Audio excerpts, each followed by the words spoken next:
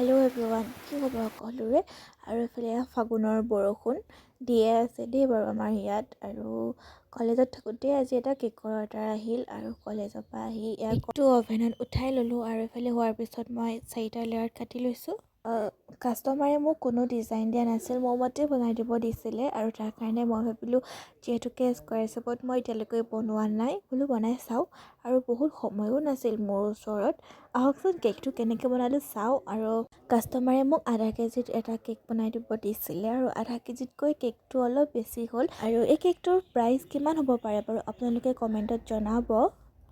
আৰু মোৰ ফালৰ পৰা আপোনালোকৰ এটা প্ৰশ্ন, ফাগুন কাৰ কাৰ প্ৰিয় কমেণ্টত জনাবচোন দেই। মোৰ কিন্তু ফাগুন বৰ ভাল লাগে।